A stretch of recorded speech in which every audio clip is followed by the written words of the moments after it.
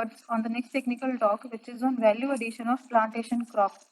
Now I would like to invite Dr. M.R. Manikatan sir, Principal Scientist, ICR, CPCRI, Kasargod. I welcome you, sir, and thank you for accepting our invitation. The session is over to you, sir. Thank you. Thank you for the introduction.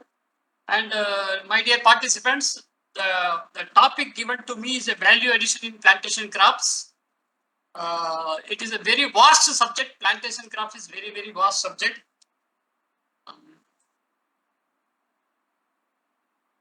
How to move here? Okay. See, plantation crops, it is a very, very, very generalized terms. And they are an integral segment and driving force for growth and development of our agriculture economy. Some major plantation crops I have listed here is coconut, arecanut, oil palm, cashew, tea, coffee, and rubber. So I will try to cover all these crops in my presentation because the time is very short. Already 30 minutes is over, and I have only 1 hour 30 minutes. So in that I have almost 250 slides are there. So kindly cooperate with me. I will also rush to all the slides. If you have any doubts, we can clear at the end of my presentation. Okay. And these plantation crops contributes a very highly significant amount to the foreign exchange. Every year we are exporting almost 10,000 crores worth of this value added products from these plantation crops, and in that way it provides direct and indirect employment. Okay, and you know that the solution to increase the income is only two ways. Only either you increase production or productivity, or you have to undergo product diversification, byproductization, and value addition. So now we all know that our production has come to the plateau, that is constant. Now we cannot increase our area, and so that due to our so many management strategies, interventions, the productivity also has come to the maximum level. Now the only possible way before us is you have to resort to product diversification, byproduct research, and value addition in order to enhance the income from these plantation sectors. So we will see one crop by one crop. First, we will see about the coconut. So you know that coconut is cultivating in 93 countries. If you see the area wise, Indonesia comes first, followed by Philippines and India. But whereas the production, India comes first, followed by Indonesia.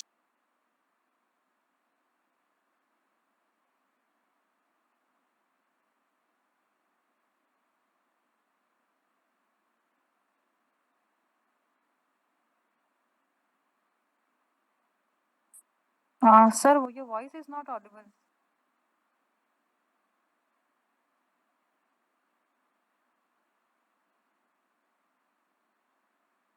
Productivity, but we are very way lagging behind in production, processing and value addition. Our contribution in the processing and value addition is only 6%, whereas our neighbor country, Sri Lanka, they are resorting to 40%, and in Malaysia it is 50%. In Indonesia and Philippines is 60% in value addition. So because of that, these countries, they are excellent in their value addition. They are creating very good wealth due to the export of these value-added products to all the developed countries, and their livelihood is also very much high in case of.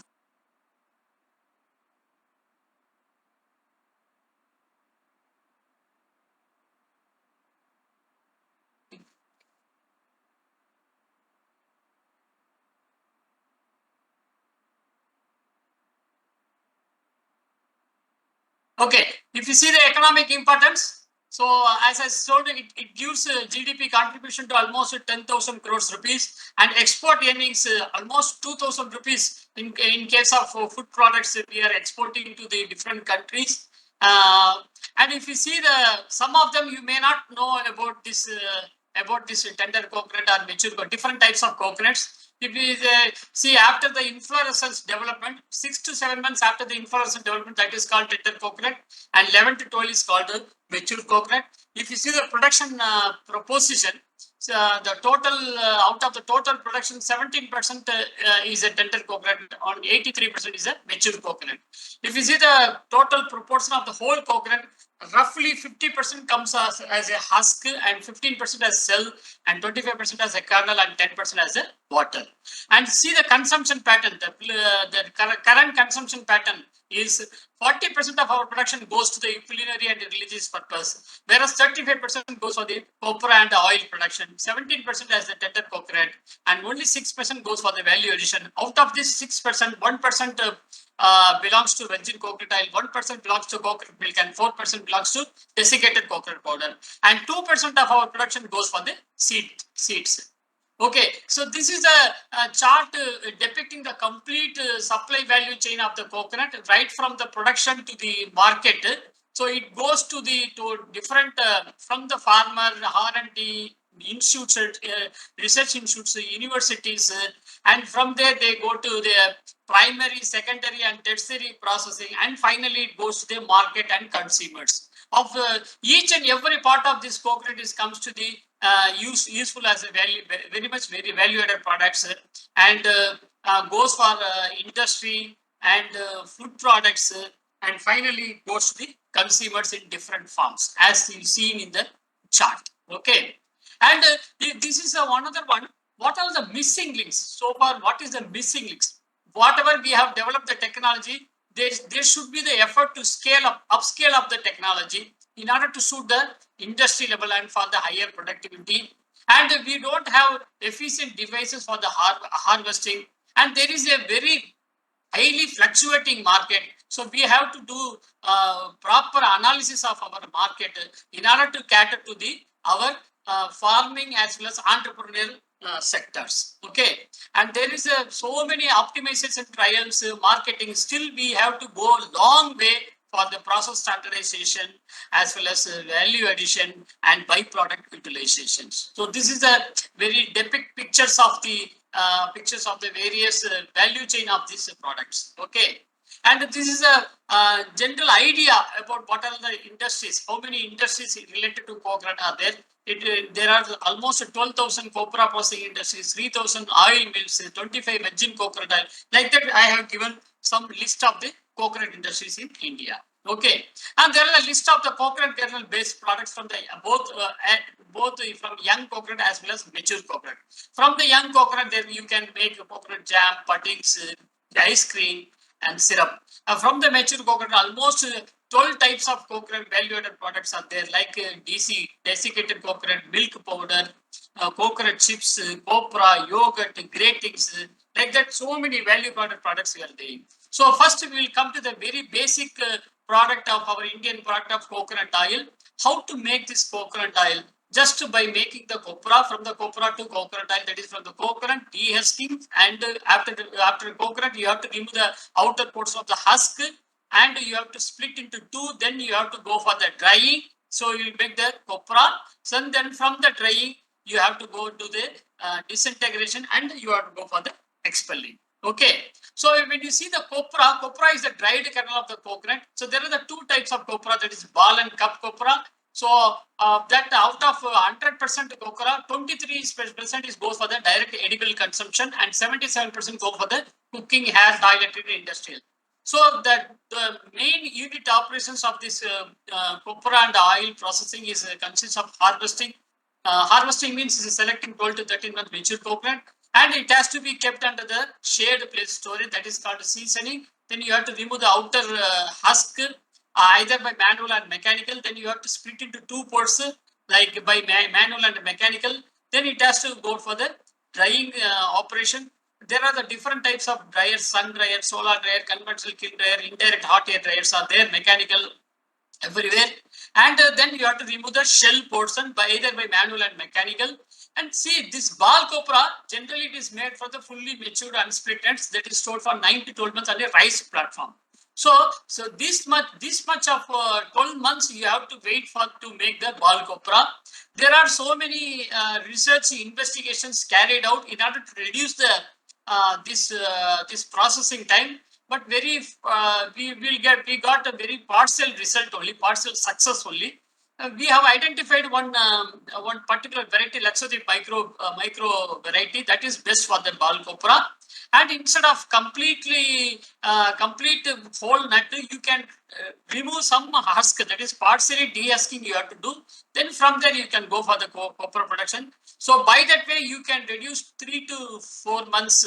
The 3 to 4 months processing period, about 6 months. Within 6 months you can make the ball copra. Okay, this is the pictures of different de-husking equipments, traditional equipment and pedal operated and hand operated. So many equipments are available in the market.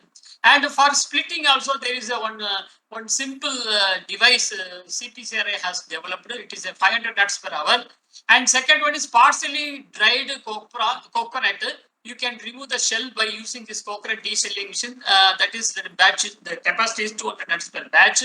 And there are different types of copra dryers are available, ranging from 400 watts per batch to 3,500 watts per batch. For this, you don't require any electricity. It is just from the shell. From the shell only you can fire, and you can with that heat you can do the drying of the for the copra production. And similarly, solar dryers are available of different capacity. 2000 watts per batch with different energy sources. It is only solar or biomass or electrical. So this is the combination of all three types of energy sources like solar come electrical dryer with waste as the fuel. The capacity is 2000 watts per hour. Okay. Similarly, TNA, Tamil Nadu Agriculture University, has developed one solar tunnel dryer. It is for the multi-crop. It can be used for the copra or arecanut or chili. Any crops it can be used as to dry. And similarly, some farmers also have also made very low cost solar dryer. It is an Andaman based one farmer. He has developed a very simple, robust copra dryer, and it is also being popular in these things. And similarly, commercial dryers are also available. So many commercial dryers are also available of different capacities. And if you see the coconut oil, so after the copra, you have to clean the copra using magnetic separator. Then you have to crush the copra with making small pieces. Then it has to go for the cooking or steaming at 70 degree to 88 degree for 30 minutes. Then you have to go for the pressing. That is by expelling the oil. So in the first stage, you can extract at least 50%. In second stage, you can extract at least 40%, and 10% oil will be remaining in the form of cake. Okay. Then after that, you have to go for the filtration. Then you have to go for the storage or packaging in the HDP or nylon packing. Okay. If you see the utilization percent, approximately 40% is used as edible oil, and 46% is used as the toiletry oil, and that is commercial cosmetic oil, and 14% is used as industrial oil. Okay. And there are different types of oil extraction equipments that are available, like a check, gunny, rotary mill, power driven expellers of different capacity, hydraulic solvent extraction. If you see the oil yield, it's ranging from 58 to 60% in the case of Cheku, that is normal conventional oil expeller, to maximum expeller in the 63 to 65%. Similarly, the residual oil in the cake, it is also varies in the different types of equipments. In Cheku, it is 12 to 70, very high oil, residual oil content.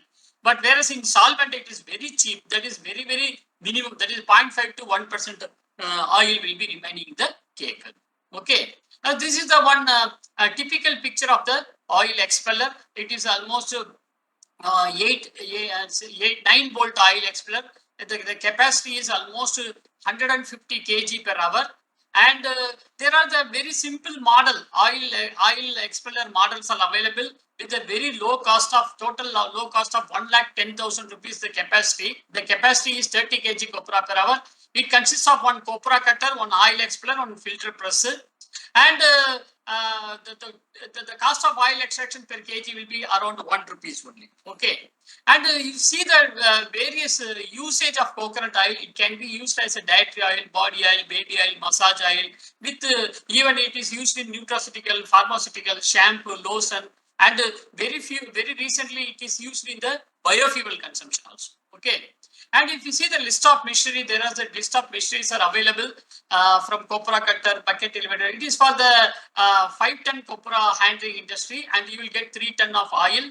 The projected cost will be around 72 lakhs for 3 tons per day capacity, and the plant and machinery cost will be 25 lakhs, and the return on investment will be 28%. If you see one simple model, right? So if you take the cost of coconut 10 rupees per one coconut, if you are purchasing 10,000 nuts, that is 10,000 rupees. So from the 1,000 nuts, you will get the 150 kg copra.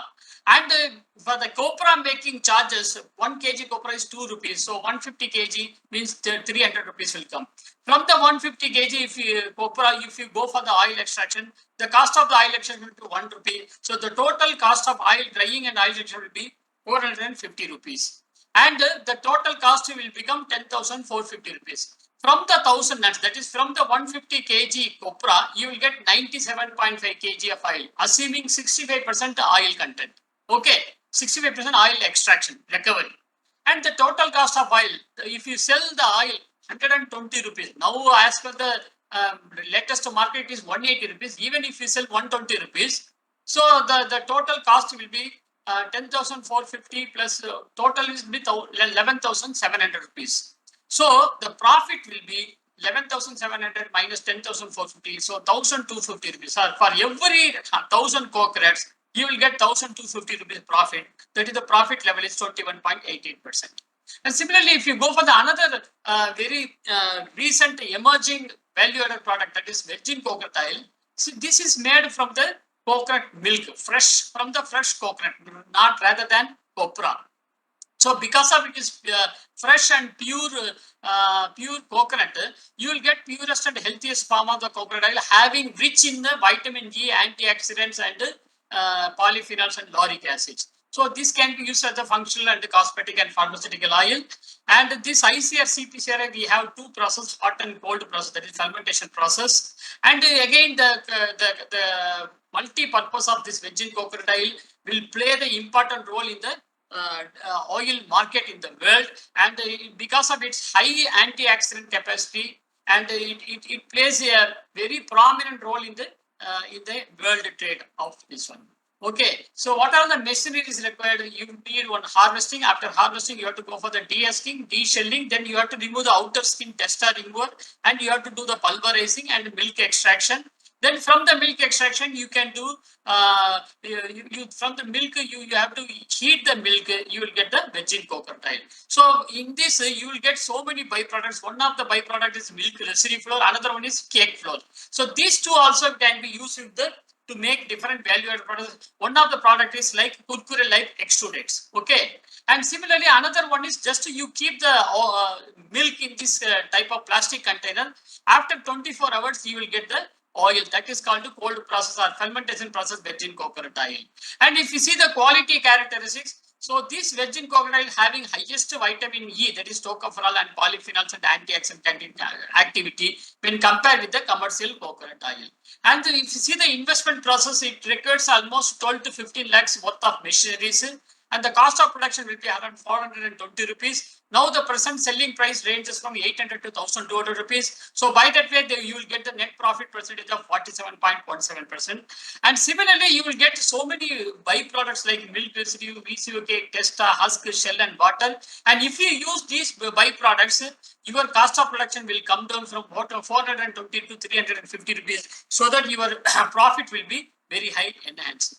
Okay, and see, as I told that there are different byproducts there. One of the byproducts is VCO cake, and it is very sweet, and this can be cocoa dates or laddu type of products can be made. Similarly, that from the milk residue flour you can make fortified atta, so that this can be a highly healthiest and nutritious atta you can make. Okay, and from this VCO meal you can make porridge powder with having combining with different grains like green gram, sweet potato, carrot. So you will get very healthy and nutritious porridge powder you will make.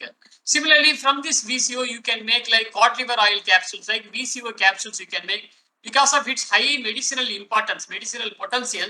These VCO capsules can be used for the different medicinal purpose. And very recently, all the Ayurvedic companies, they are using these BCA capsules for the treatment of Alzheimer disease and weight reduction and so many health related ointments. This Ayurvedic doctors, they are prescribing these BCA capsules. And similarly, other product is coconut chips. It is a chips taken out from 8 to 9 months matured coconut kernels, and it is not a fried chips, it is a dried chips. So because of this dryness, it is rich in dietary fiber and having high antioxidant activity. And we have ICRC have standardized the process. It is a uh, it is a osmotic, so it contains osmotic process. So the process, if you see after harvesting, again you have to remove the husk, shell, and remove the testa. Then you have to go for the slicing. Then you have to go for the blanching in order to inactivate the enzymes. Then it has to go for the osmotic detergent. The osmotic solution either may be sugar or salt or masala or any osmotic solution you can make, so that you will get the chips of that osmotic solution kind. And similarly, you can use either sugar, or you can use carrot juice or beetroot juice or tomato juice. Any other things you can make, and different medicated or functional chips you can make. Okay. And again, if you see the investment, so you require only 6 lakhs worth of machinery. And for the production of the 25 grams, the production cost will be only 8 rupees 45 paise, and the present pricing selling price is 25 grams 1 gram per rupee. That is 25 grams you can sell up to 25 rupees, so that your profit will be very high. That is 57.71%. And similarly, you will get so many byproducts. If you use those byproducts, your cost of production will come down from 8 rupees 50 paise to 7 rupees 50 paise, and similarly your profit also can be enhanced. Okay. And the next very important value-added product is desiccated coconut. It is having very high market share. And from India, we also export to different countries like Gulf countries, European countries. And the process is very simple. After removing husk and shell, you have to go for the paring. Paring means you have to remove the outer skin. Then you have to do the pulverizing, and you have to go for the drying, and this is grading and packing. So very simple one. And you require here the main important thing is moisture content. The moisture content should be restricted to 2.5 percentage, and the usual yield is from the 10,000 tons nuts, you will get only 1 ton of this desiccated coconut. And you require this list of machineries. There are list of machineries I have given. And the approximate investment will be around 1.3 crores for handling 15,000 nuts per day. So it is highly demanded one. It can be used wherever coconut is not available. It can be used in the form of coconut. So it can be used in the curry. It can be used in the sweets. It can be used in different food formulations. Okay. And from this coconut milk residue, you can also make kurkure type product combining with corn flour or rice flour. But the cost of machinery will be very, initial investment will be around 44 lakhs, and the cost of production will be 3 rupees for 10 grams of packet, and if you sell 5 rupees, the profit will be 21%. So this is the list of glimpse of machineries. So you require one mixing machine and extrusion machine and coating machine, packaging machine and storage. Okay. So this is a complete unit is available in our institute. So anybody having interest, they can come here and they can do their trials in our institute. Okay. And similarly, from the coconut milk, there are so many products you can make: coconut cheese, milk powder, honey, candy, skim milk beverage, protein, and VCO you can make. So the machine, very simple machine, manual coconut milk extract is available. The capacity is only 5 lakhs. The cost is 15,000 rupees. Another one improved version is hydraulic based coconut milk extraction unit. The cost will be 35,000 rupees. Okay, the capacity will be 15 liters. And there are different version of milk expellers, that is single screw, double screw milk expellers are available with different capacity ranging from 250 to 1000 nuts per hour.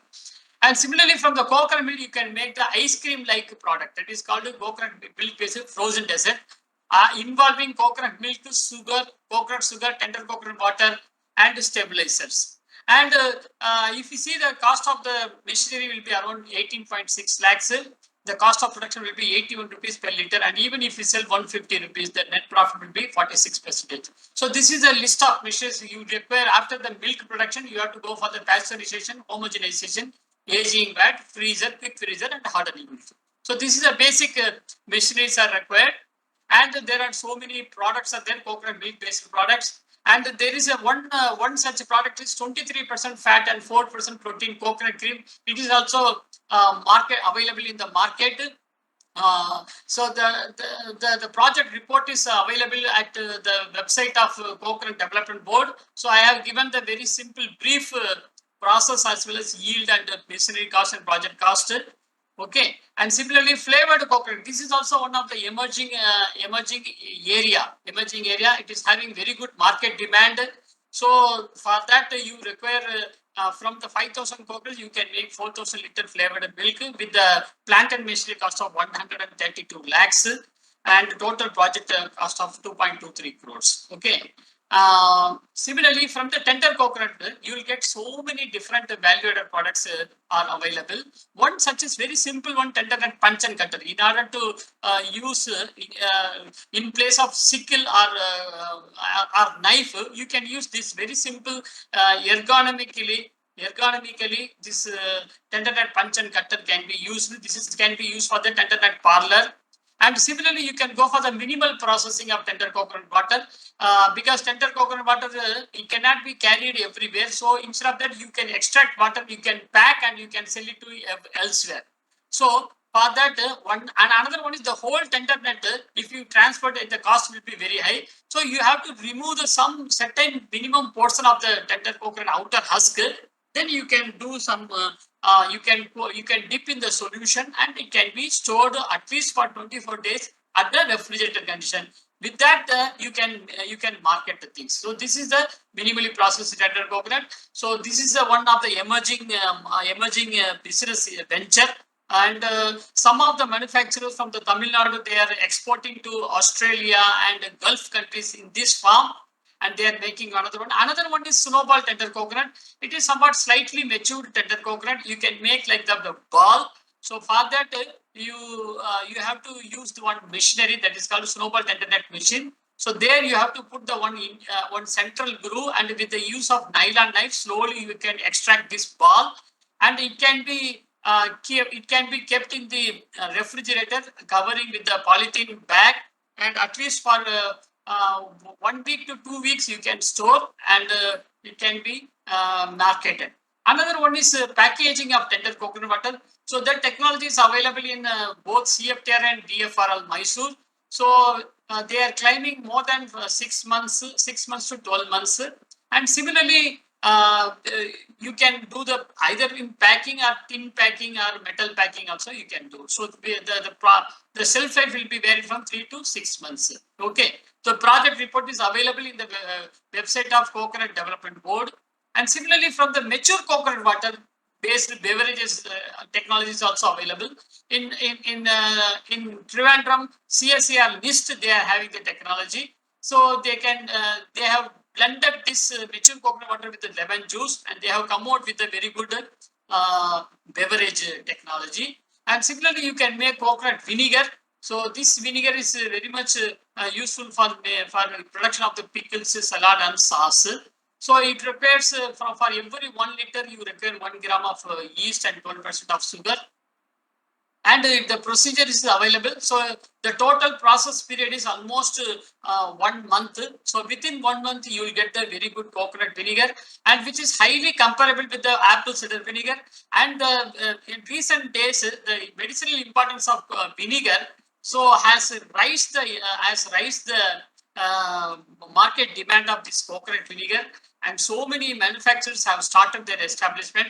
It requires only 6 lakhs worth of the project cost, and with that you can make 100 liters vinegars every day. And coconut water squash technology also available. So from the coconut water you can add with the seasonally lemon juice or papaya juice, any fruit or vegetable juice you can mix with, and you can make this squash. And that technology. Another one is coconut water based jelly also technology is also available. Okay, and very rare, and from the Philippines and Indonesia, one technology is Nata D cocoa is available. So from the Acetobacter xylenium, one separate culture is there. Using those culture, you can make this Nata D cocoa. The technology is available with the Coconut Development Board. Okay. So within 10-15 days, maximum 15 days, you can make this Nata D cocoa, and it is one of the highly export-oriented item. So you can approach Coconut Development Board for the further details. Okay. Similarly, there are different types of products are there, and the very recently there is a very great demand for kalparasa, that is Neera. So it's a Neera is the phloem sap of coconut tree, and it is a fresh, hygienic, unfermented, and it is collected under cold condition. So it is rich in sugar, protein, amino acids. So we have the technology for the collection, preservation, and processing. So for the collection, we have the technology cocoa sap chiller box. Otherwise, normally it is collected in the open box. So instead of open box, it is a box. It's a plastic box having two outlets. From the one outlet, the inflorescence will go, and it will be collected through the filter, and it will be collected in the polythene bag, which is surrounded by the ice crystals. Because of this ice crystal, the temperature will be maintained around 0 to 5 degree. So with that temperature, there will not no chance of fermentation, and it will be fresh. The Neera, the sap will be fresh, and this is the model of this box. And see the difference in the color. So from the box, you will get the golden honey or brown color, whereas in the traditional method, it is called white pearl color. And if you see the technique quality, it is having very high quality in this controlled box type, CPCRI chiller box type. Whereas in the traditional technique, you will get a very high microbial load and chemicals and defects, dust, everything will be present. Whereas in CPCRI or the control technique, you will not get that much. And it's having full of nutritional, having so many minerals, very good things. And it can be sold in the direct dispenser, refrigerated dispenser. It cannot be give as such, because if you keep within 1 month, within 1 or 2 hours, it will be spoiled. Okay. And if you see the production process, there is profit also, you will get very good profit, almost 125 rupees you will get. The profit you will get almost from the every liter, you get the profit of 50 to 70 rupees. Whereas our farmers also can get more profit by organizing this sap. And similarly, we have come out with the packaging technology for the Neera. So either retard type or type UHT, ultra high temperature type, tetra pack type also we have get. And there will be, you can make different value added products like honey, sugar, jaggery, any products you can make. For that also we have the technology, we have the container, the cooker. So that special type of cooker, using this special type of, when you concentrate that Neera in that special type of cooker, at every stage you will get the different types of products. Okay, similarly honey and jaggery. And the one of the best characteristics of this coconut syrup is having low glycemic index and rich in vitamin B complex and essential amino acids, and it is chemical free, natural sweetener, rich in potassium, magnesium, zinc, and iron. Okay. And you can make different value-added product of this sugar, like drinking chocolate or dark chocolate or sweets. So many formulations you can make. Okay. Now we will come to the next crop, arecanut. So there is a arecanut. Arecanut is also one of the emerging plantation crops in India, particularly in Karnataka, uh, Karnataka, as well as Northeast, and even in Gujarat, Maharashtra, so many places it is spreading like anything. And it can be, it is basically, it is a masticator, and it is used in veterinary medicine. And so many our religious and social functions, is arecanut is being used. Okay. And very simple, there are two types of arecanut. One is kalipak, another is kottapak. So kalipak means prepared out of immature green nuts. In kottapak means it is from the ripe nuts. That is 9 to 10. This is 6 to 7 months. This is 9 to 10 months. The general unit operations processing is peeling. Then you have to split, and you have to boil and drying for the kalipak or red boiled supari. For white supari, simple harvesting, drying, and DS. That's one. So there are different preservation methods are available. Traditionally, In Kerala, it is kept in the water. It is called Nitaduka, and in Assam, it is kept in the underground pits. Okay, and normally this drying it takes almost 35 to 40 days, natural drying. But if you keep in the mechanical dryer, you can reduce from the 35 to 40 days to 7 to 8 days at the temperature of 45 to 70 degrees. So with intermittent drying, first 8-hour drying and 16 hours you have to keep outside. So like intermittent drying, you can finish your drying operation within 1 week, whereas in natural it takes almost 1 month. Okay, so this is the photos of this drying things and boiling and kali coating. There are different types of grades of areca are available. In locally it is called unde or api, gatlu, chur, podi. So many things are there.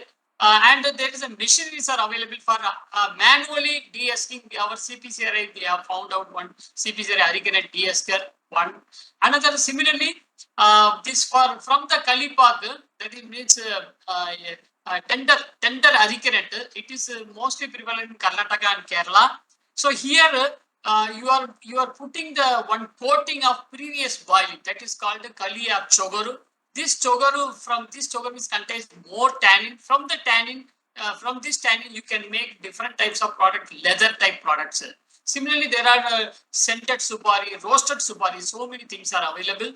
And the main characteristic of this arecanut is astringency. So it is one type of polyphenols that is called aricolin. So because of this aricolin, you will get this astringency. Okay.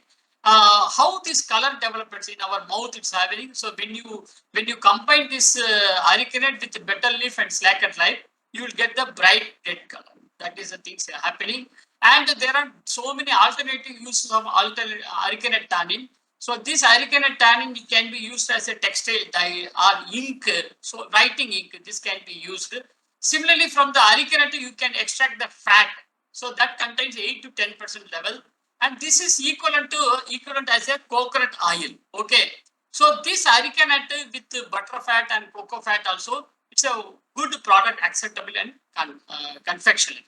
Similarly, this arecanut husk, it is almost it's a total weight of arecanut, 60 to 80% as a husk.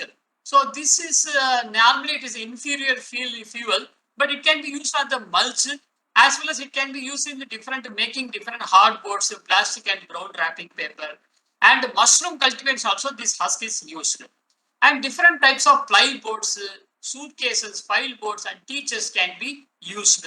And similarly, you can like this you can make from the arecanut. Similarly, it can be used in the different medicines like leukoderma, leprosy, cough, fits, like that it can be used. So there are different types of machineries, low cost arecanut harvester, arecanut stripper, solar dryers, and University of Agriculture Science Bangalore model arecanut de-esker, and CPCRI model, and Charlie dry arecanut de-esker, and TNA model tender arecanut de-esker. And this from the arecanut leaf sheath, you can make the plates, leaf sheath plates. That technology is also available. Very simple. And from the arecanut leaf sheath, using shredder, this can be used as a dry fodder to the cattle. So this is the process are there. So every fodder, every cow, it requires 3.5 kg fodder.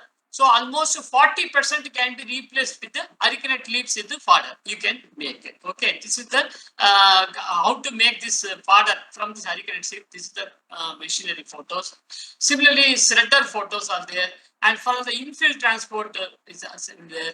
And similarly, arecanut farmers, one arecanut farmer, he has developed one arecanut harvester, an arecanut grader come de-stoner, that is also there. De-esker are developed. And from the arecanut husk, you can use the vermicompost. So it will be very good vermicomposted soil you can make. Similarly, arecanut leaves with plate making machines also. With solar powered battery operated also can be made. And one shredder, and a wheel for the inner transporter, like that. So now we will come to the cashew nut. So cashew nut is also one of the very good, highly commercial plantation crop. So the origin is from the Brazil, And it is initially it was cultivated to arrest the soil erosion and sea vents. And our country is the largest producer, processor, and exporter of cashew. And it does not have any cholesterol. It's a zero cholesterol nut. And if you see, 80% of the fat content, that is 47% is unsaturated fatty acids, and 21% protein and 22% carbohydrate, and with rich combination of amino acid, minerals, and vitamins. And it is nutritionally on par with milk, egg, and meat. Okay. So India, Vietnam, Ivory Coast, these three country contributes 82% of this global production. Okay. So we have very strong processing potential. Almost 48% of this total global cashew production is processed in India. Okay. So if you see the cashew, it contains four components. One is cashew apple. Inside cashew kernel, that is the commercially important one. And from the outer kernel, it is called a testa skin, and again outer it is called a nut shell. So this shell is contained cashew nut cell liquid, CNSL. That is also important, industrially important product. Okay. So if you see, so there are two types of processing. One is cashew nut processing, another one is cashew apple processing. So from the cashew nut, you will get the nut as well as shell. From the shell, you will get the cashew nut shell liquid. From the apple, you will get the different types of beverages or fruit products you can make. Okay. So if you see the unit operation, what are the operations? In general, drying.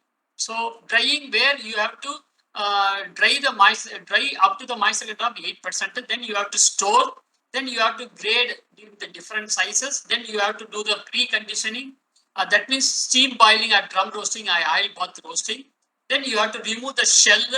From the shell, you have to go for the drying. Then from the drying, you have to remove the outer skin, that is called the peeling. Then you have to do the grading of different kernels, then packaging and labeling. This is the simple one.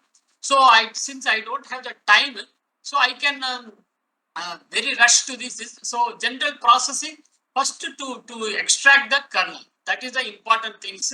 So that whole kernels command a higher price. So that too pale and ivory color is having highly preferable.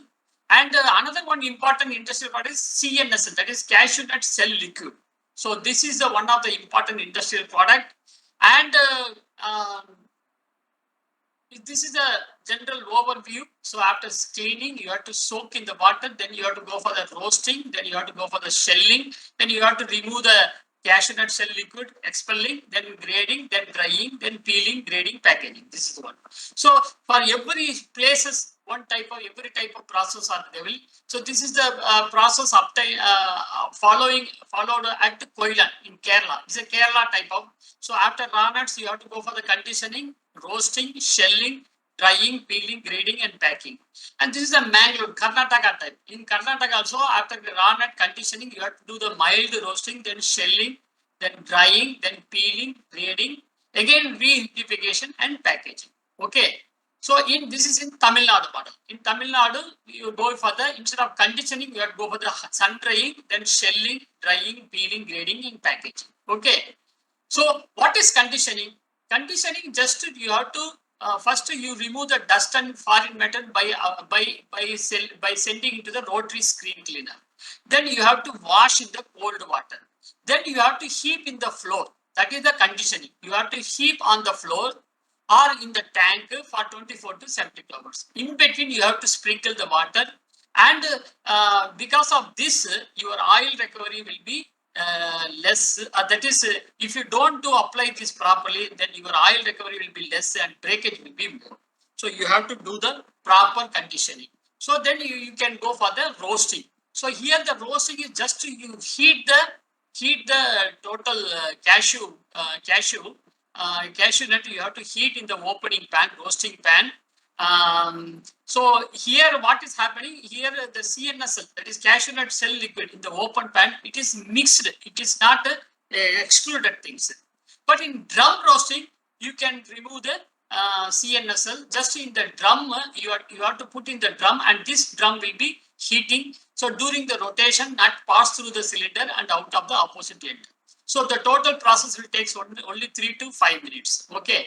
Another one is oil bath roasting. So here the conditioned nuts are passed through the bath of heated cashew nut cell liquid maintained at the temperature of 175 to 200. So here also you will get the more CNSL, that is cashew nut cell liquid, you will get the, okay. So after that you have to remove the shell. So from the shell, normally manual or mechanical. So mechanical shell is developed by post-harvest technology in the IIT Kharagpur. So this is if you see the photos, that is for the grader, steam boiling and the shelling, every from the Vietnam type mechanical sheller, Sri Lanka type mechanical sheller, everything is given. And finally you have to go for the drying. So after removal of the shell, you have to do the dry. So dry normally it is in the mechanical dryer or Burma type dryer. So this is a Burma type dryer. It is in the chamber. You have to send the hot air, and from that hot air circulates in the dryer, and you will get the drying. So this is the picture of the Burma or tray type dryer. Okay. And similarly, the dryer, different types of dryers are available.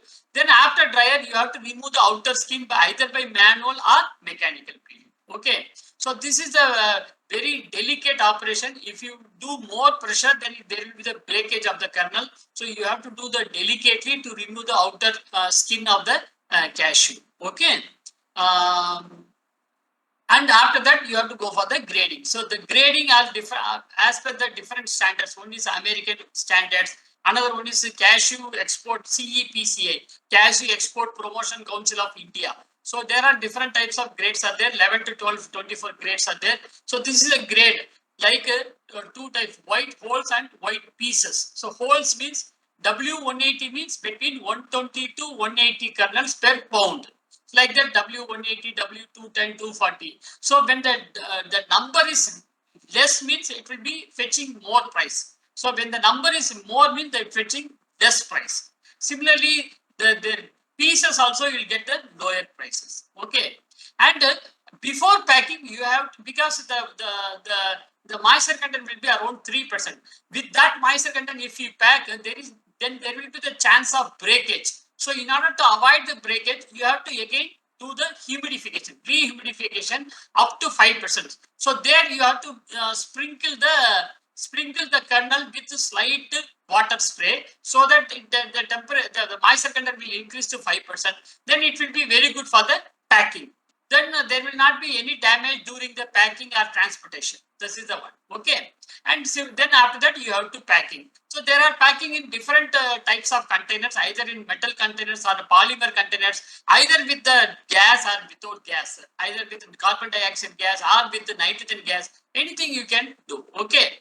And three market products. One is raw nuts, another one is cashew kernels, and third one is cashew nut cell liquid. So these three are commercially marketed in the market. Okay. And fourth product is cashew apple. So that is also nowadays the demand is very high.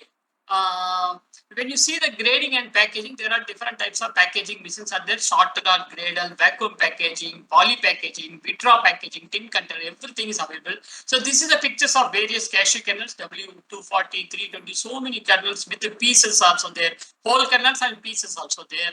And this is the packed form of value-added cashew kernels with the different herbals or masalas or spices, condiments, anything you can add.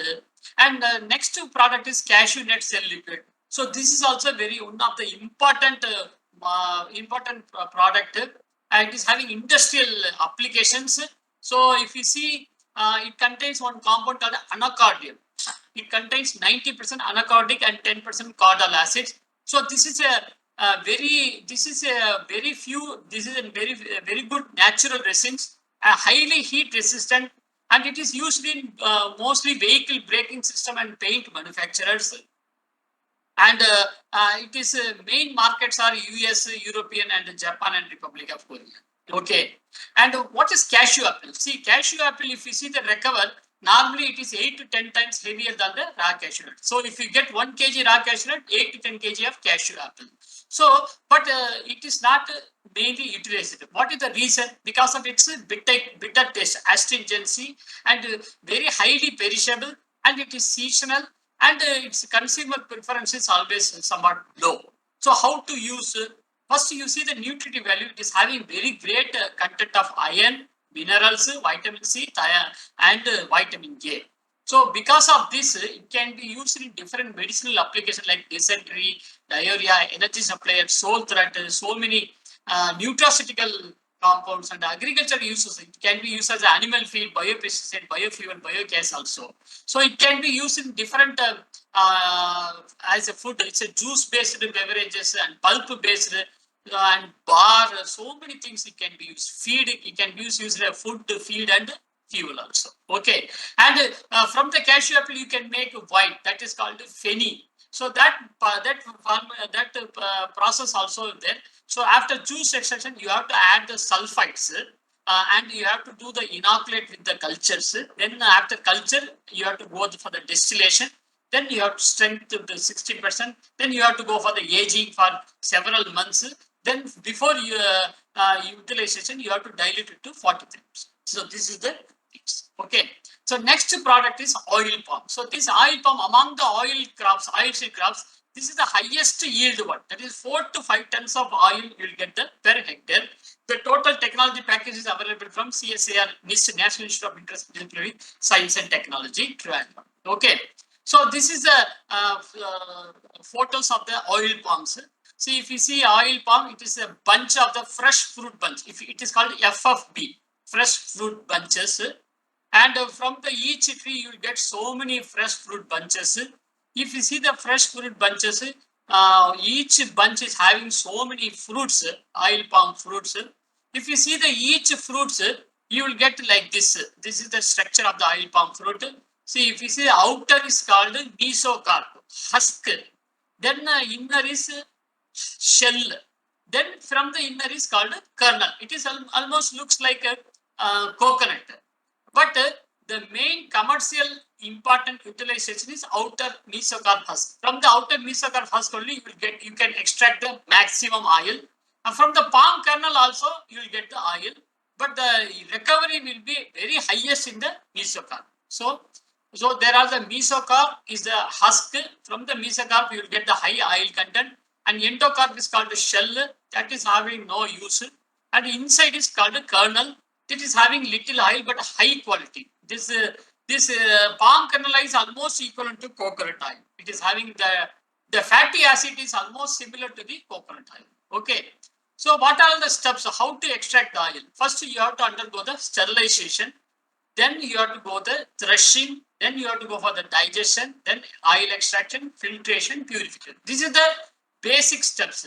So why you have to go for the sterilization? There are two purpose.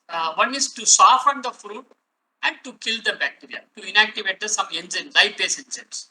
Then after sterilization, then it will be very easy to separate the fruit from the bunch. Then this fruit is got crushed and smashed. Then you have to go for the husk. That is, you have to go for the expelling, either hydraulic expelling or mechanical expelling. You will get the oil. So this oil is filtered. Then you have to pure. That is, refining steps has to be done. So this is the total flow chart. That this all the process what I have explained. It is in the things. So after extracting crude palm oil, it has to go for the refining process. So the refining process contain one is physical refining. Just you pass the steam. Then you have to go for the degumming and de-bleaching. That is decoloring, bleaching. Then de-acidification, deodorization. Then finally, fractionation, you will get different types of things. So there are the different uses of palm oil. One is cooking oil, soap, margarine, butter, candle. So many uses you can make. And it is having nutritional also. It's having good fatty acids, vitamin A, vitamin E, and beta carotene. And if you see the each and every process, what I have explained, the same thing I have explained in deep. So the harvesting is you have to harvest properly matured fruits. So when the oil formation will be very high just after 2 to 3 weeks of fruit happening. So if the harvesting is not proper, then you will not get the correct recovery. And if you see over ripened, mean there will be very high free fatty acid, meant very easily it will spoil. And similarly, low ripening, and you will not get the good recovery. And this fruit contains one active enzyme called lipase. So you have to be very careful with this enzyme. It has to be inactivated. When you do the harvesting, immediately this lipase will get activated. Only during the sterilization only it gets inactivated. Okay. So while harvesting, you have to ensure that minimum damage, and while transportation also, you have to very carefully transport so that the lipase enzyme damage will be minimized. And again, you have to go for the sterilization. Again, this sterilization can be happened in two ways. Either just you cook in the water, or you pass the high pressure steam. So either way, you can do the sterilization. And you know the purpose of sterilization: to inactivate the lipase enzyme, to loosen the fruit, to soften the tissue, and to coagulate the protein. And horizontal type sterilization with cage and rail system are adapted to the efficient handling. Okay, so this is the important operations of the. Then you have to remove the outer that fruits from the bunch. So for that you have to use the rotary drum slipper. So while rotating the sterilized bunch, while coming from the top to bottom, so the fruits will be separated automatically from the bunch. Okay, that is the. So then you have to go for the digestion. So how to digest? Digestion is the process of releasing the palm oil to the rupture. You have to do the rupture. So that while doing the things, you have to see that there should not be the contamination from the iron. See, normally the containers, the digestion container chamber should be stainless steel means otherwise no problem. Otherwise, if it is cast iron or GI means it will be very difficult. Sometimes that iron may contaminate with the oil. So you have to be very ensure that. Okay. Then you have to go for the pressing. So from the pressing, there are two methods of pressing. Either you use the dry method or wet method. In the dry method, there are two types of. One is horizontal dry method, horizontal pressing, or vertical pressing by hydraulic press. So by any way, depending upon the convenience and availability, you have to go for the things. So this is the dry press. What I have shown, it's a simple hydraulic press, dry press. And wet extraction, just you are passing hot water. So very hot water when you do the things, and when you do the pressing, you will get the oil with water. So that after oil, you have to go for this is the wet pressing. Then when doing the clarification, that water can be separated. That is the thing. Okay. Then you have to go for the clarifier. Clarifier is just simple filtration by adding with the water. Then you have to maintain the temperature at 90 to 96 degree. Then oil being the writer. So by decanting, it will come to the top and you can separate. That is the thing. And you have to go for the purification. So this oil, whatever we are getting, is having full of dust and so many other unwanted compounds. So you have to remove those compounds by using refining things. Okay. So at the end, the oil should have low FFA, free fatty acid, and low content of oxidation product, and very easily it can be that water can be removed. So this is the one. So you have to be very careful in this. Whatever the waste is coming, you have to dispose it properly and effluent treatment. Okay. And next important crop is tea. So everybody knows that tea is the inseparable part of our life. Everybody drinks tea every day. So the origin is China and part of India. Now it is the whole world, like Japan, Sri Lanka, Nepal, everywhere it is being grown. Okay. So Sri Lanka and Taiwan is referred by Ceylon and Formosa. Formosa, that is one. Okay. This is the picture of this tea plantation. And generally three types of tea: green tea, black tea, and oolong tea. So what is these three teas? Green, black, oolong, and sometimes white tea also. So four types of tea. So what is black tea? Black tea is the what we are consuming every day. It is a fully oxidized, that is fully fermented tea. It's a fully fermented tea. So it undergoes 5 operations like withering, rolling, fermenting, firing, and sorting. Whereas green tea is the unfermented one. Black tea is the fully fermented. Green tea is the unfermented tea. So it does not undergo the fermentation process. So it is having herbal flavor, and with green or yellow tea. Green tea is a green or yellow in color. So here you are not going for the withering, just you go for the rolling, firing, and sorting. And oolong tea is a in between, that is a partially fermented, partially oxidized tea. Here the operations are withering, rolling, fermenting, and then drying.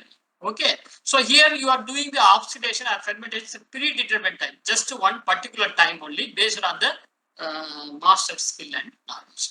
So if you see the polyphenol, so the tea is famous for the theobromine or polyphenol content. So there are two types of compounds are there, active compounds. One is catechins, another one is theaflavins and theorubicins. See, when you go for the more fermentation, the theaflavins will be very high. But whereas this catechin will be very low. When you go for the white tea is having highest catechin, lowest theaflavins, whereas black tea is having lowest catechins and the highest theaflavin compounds. Okay, so this is the simple process I have told you. That's one. White tea is just steaming and drying. You see the same thing, only the previous photo only I have given in the different forms. Okay. And this is the production process already I have explained. So first tea, withering, rolling, fermentation, drying, sorting, and grading. This is the one. Okay. And what is, see, sometimes there will be CTC type of C. CTC means cut, tear, and curd. So that type of machineries will be used. Okay. So for green tea, after plucking the tea leaves, you have to go for the withering, you have to go for the steaming, rolling, drying, grading. So bypassing the fermentation product. Okay. So what is the purpose of each operation? In withering, the purpose of the withering is to reduce the moisture from 73 to 55%. In rolling or cutting, turning, and curling, it's just you are reducing the size. And in fermentation steps only, the characteristic color and aroma will develop. Okay. Then after fermentation, you have to do the drying. So here the drying, the percentage from the 55 to 3%. Then finally grading and packing. Okay. So how the withering is done? Just by spreading the tea leaves on the trays. And here it is either in open air room or special facilities with controlled heating and ventilating. Okay. So here the process, the main purpose is we are reducing the initial moisture content from 73% to final moisture content around 55%. Okay. So that so at the end of the process, the leaves will be limp and it will be very suitable, amenable for the rolling. Okay. So this is the first stage, and almost it takes 14 to 16 hours in the cold condition, in the normal condition. Okay, so the leaf will become limp as to withstand twisting and rolling. Okay, so this is the withering steps. It's a tray one. So withering trough loaded with the fresh ground tree leaves. Here they are transferring to withered tea leaves from the basket. So this is the final withered tea leaves. Okay. So then you have to go for the rolling. So here just the purpose is to rupture the cells. So here how they are doing, they are sending in between the rollers. The leaves will be passed through the rollers, that is 36-inch or 48-inch sized rollers, which are capable of rolling 70 to 120 kgs with the leaves. So the total process time is almost 45 minutes. Okay, 45 minutes. So finally what will happen? At the end of the process, there will be a rupture of the cells and there will be releasing of the natural juices, which will be promoting it will be the pre-step for the fermentation or oxidation, and there will be the acceleration of pigmentation. There will be more darkening of the colors. Okay, so this is a rolling. So the leaves are passed through the rollers. Okay, rolling drum. Okay, this is a rolling drum. So after the rolling, this is the breaked roller breakers. Okay, this is the machine, cutting, turning, curling machine. So through that it will be sent. Okay. So finally it is going to the fermentation chamber. Okay. So this is a fermentation chamber. See what is fermentation? Just again you are keeping this in the one room. Just you are keeping the rolled leaves in the room. So that room may be either open room or maybe the specialized controlled room.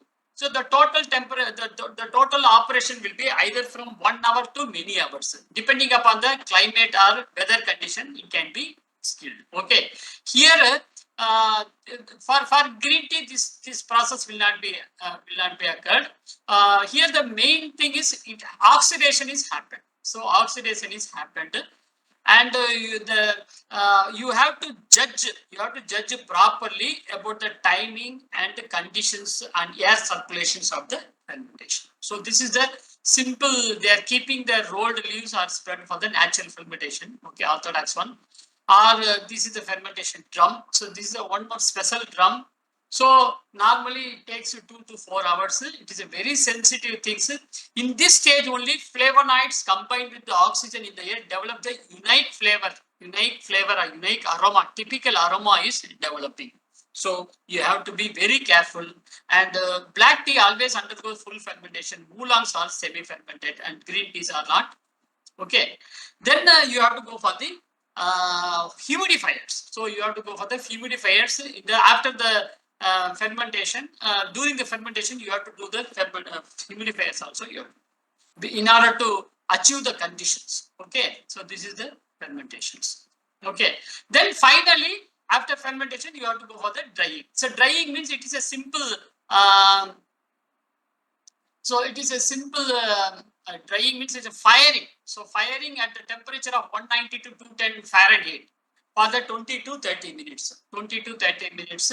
So then this after this thing, the dried leaves will be into different grades by passing it over the different screens. So depending upon the screen sizes, they will be split it into different grades, and it can be sold as the. So this is a drier one. So this dryer, different types of dryers. Normally mechanical trade dryers or fluidized dryers are induced fan of the leaves. So then it has to be go for the grading. So you have to go for the grading. You have to. So grading means different sizes you have to. See, there are different types of grades of teas are available. So because of the thickness of the size of the tea twist varies. If you have high size, if the size is higher means the value will be very high. Market value will be high. So the special finest, see first one is 10 to 15 mm twist. That is the highest catchy price. Okay, luxurious taste. Another like that, there are different types of grades are available. BOP, BOPF, like that. So when the size is very high, the cost will be, the market will be very good. Okay. So this is the grading and sorting machines are available. So on either side, the labels will stand, and depending upon the size, they will separate and they will pack. Okay. So this is the grading and sorting machine. Okay. And finally, it is bulk packing. Okay. And nowadays, this tea price is fixed based on the tasting quality. So for that, there are different special judges are there. So they will do the sensory analysis of the tea, and they will taste. And after their tasting, after their grading only, the price of the tea will be fixed. So there are so many experts are available. Experts are there to taste that tea. Okay. Another one is instant tea. Instant tea is also very famous for nowadays. So just you make the powder. So from the black tea, extract of the black tea, and you make into the powder. Powdered by either by freeze drying or spray drying or vacuum drying. So this low temperature, say because of this freeze or spray or vacuum drying, the loss of flavor can be avoided. So the tea will be flavor and aroma rich tea will be there.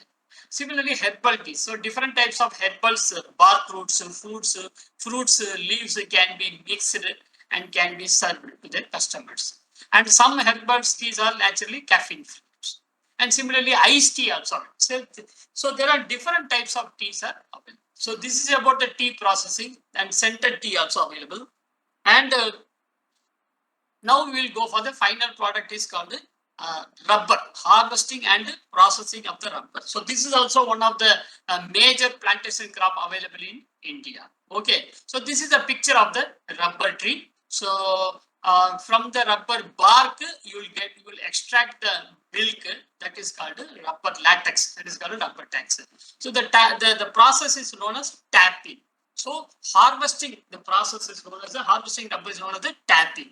So what is the tapping? Tapping is the periodical removal of the thin slices of bark to extract rubber latex. So here you are removing the thin slices. Okay. So what is actually, it is a process of controlled wounding. You are making wound on the bark. Okay.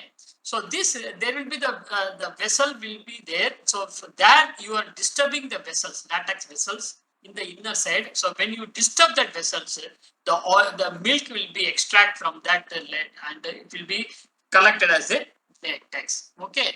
So these latex vessels are controlled are concentrated in the soft was arranged in a series of concentric rings in the inner connecting vessels. Okay. So normally it is done by the highly trained skilled men. Okay. So this is the picture picture depicting the process of tapping of rubber latex. See how this labor is pressing the knife, the tool on the bark of the tree or the bark of the rubber tree to extract the milk, and it will be collected in the container below that. Okay, this is the one simple thing. Okay, and there are different types of knives are available. Tapping knives are available. So depending upon the local condition, depending upon the tree condition, you can use different types of tapping knives. Okay, so this is the one more tapping type. Okay, so here we have to ensure that while tapping, the cambium means inner portion that should not be damaged. Once if it is damaged, then the rubber, the milk extraction will be stopped. So you have to be very careful and ensure that the cambium portion should not be disturbed. Okay, so again, that this when you can extract this tap means after about 7 years. So the rubber trees attain tappable stage only in 7 years. So the best season is March or September, depending upon the girth of the tree. Okay, and similarly, when you make the latex vessels, you have to make in the angle will be 32 degree to the right. So you have to make a cut of the 32 degree from the higher level to the from the left to the right, from the left to the right, so that at the angle of 32 degree, so you will get large number of latex vessels can be opened, and you will get more return. Okay, normally it is done in the early morning, and if you do the lag tapping, then you will get the recovery will be very less. Okay, so what is the system of tapping? So there are three types of system. One is off spiral tap, half spiral, only half spiral, not fully, half spiral, and alternate days, tapping alternate for 6 months, and 3 months you rest. That is, you will get 100% intensity. That is recommended for the butter plants. Similarly, same way, half spiral tapping at 10, that is 67%. That is called for the clonal plants. Similarly, another one is 200% intensity, half spiral daily tapping. This is that is a first one is alternate days, second one is every 3 days, and third one is every daily tapping. So when you do the daily tapping, the intensity will be 200%. Okay, that is followed by the small growers, but that is not recommended, because if you follow this 200% intensity, then there will be the damage to the. Okay, and in South India, normally in December to January, that the rubber trees they will shed their leaves. So during that time, you are not advised to do the tapping. Okay, so this you have to during this time you have to rest the trees. Otherwise, it will be very difficult. Okay, and the yield also from the 7th year onwards, you will get the gradually increase, and the peak you will get to 14 to 18 years. So after that, again it will reduce. Okay, so after 40 years, again the yield will be reduced. Okay, that is the one. And this yield also will be vary with the clone and age of trees, fertility of soil, climatic skill of the tapper. So by this way, you should know the things. Okay, and what are the types of tapping? So now we have seen the intensity of tapping. Now it's a type of tapping. So that one is First is puncture tapping. So you just you make the puncture or micro tapping. So here very small incision, small cut on the bark of the tree you have to make. That is called micro tapping. They using the small needle. Small needle you have to make, and the length will be around 2 feet. That is 60 centimeter, and the number of puncture will be either 4 to 5.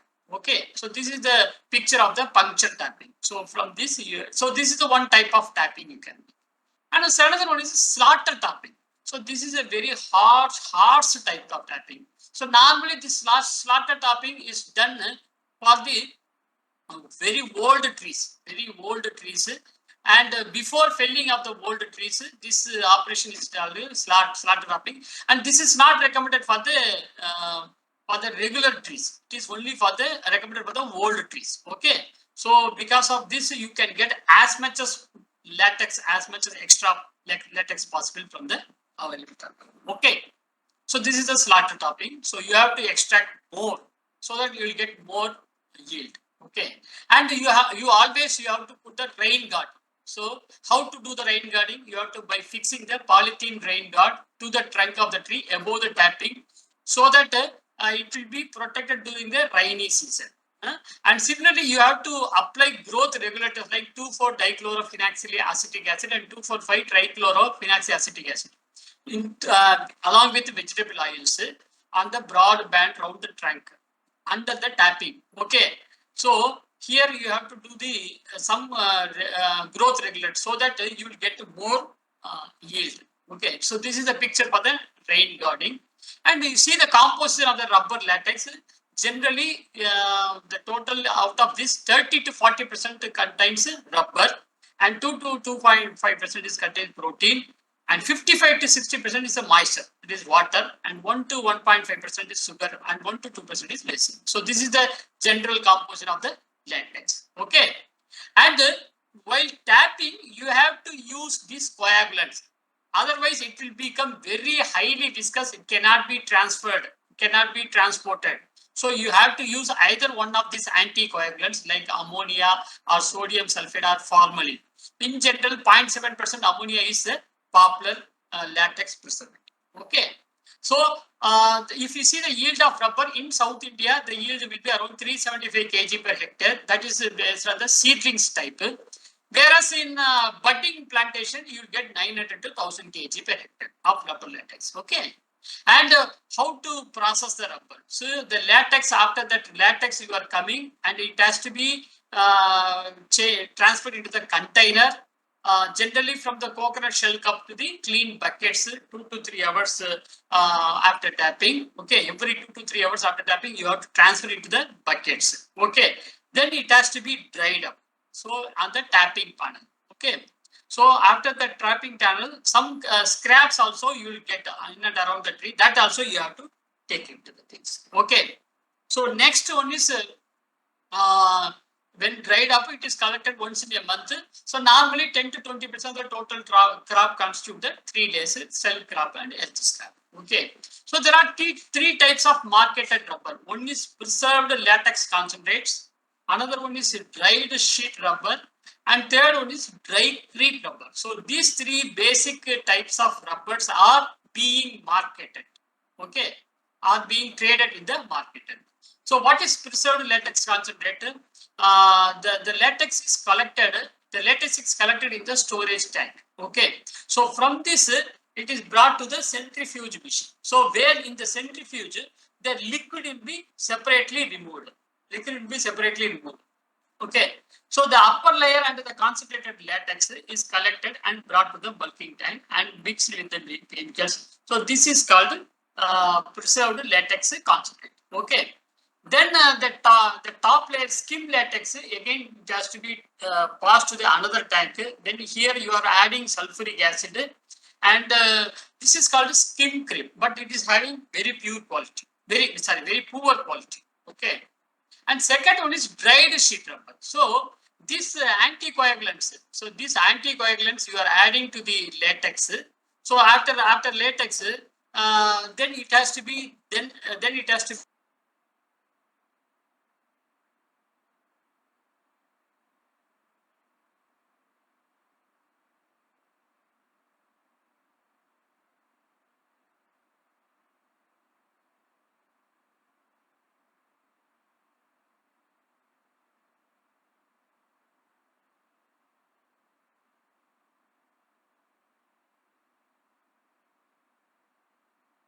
dried seed rubber, you can use it for the rolling. So rubber rolling. So then this rubber rolling, after that you have to frequent washing. So then you, after washing, you have to go for the excess water can be squeezed. Okay.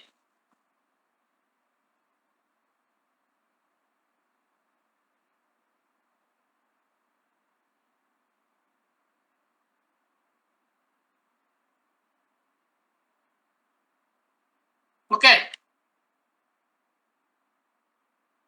So there are different types of grade rubber seeds are available. It is available in the market. So there are different types. Based on it should be clear, free from the blisters, translucent like that.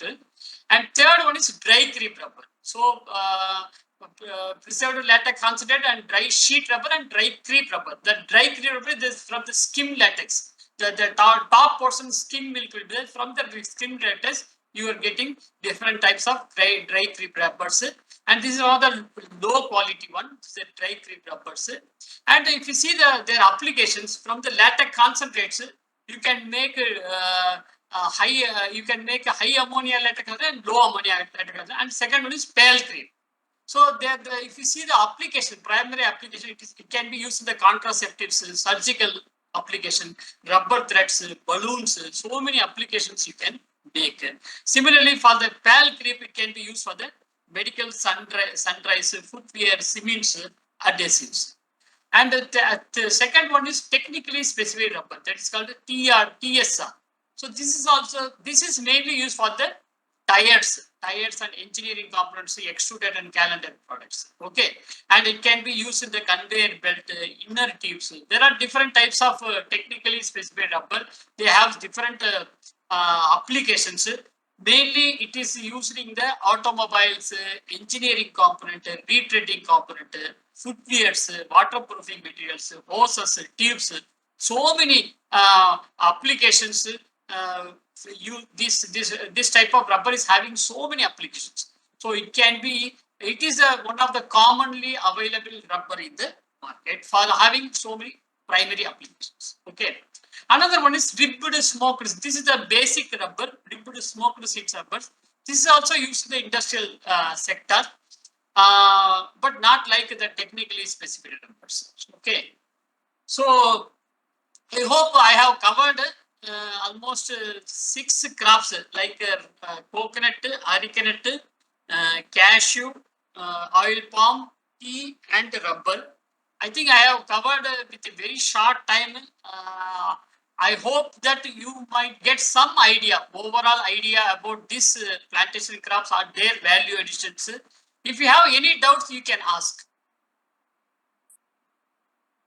Thank you, sir. Participants, if you have any question, you can write in the chat box.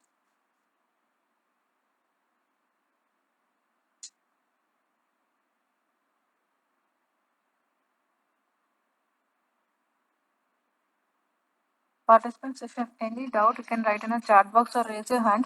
You can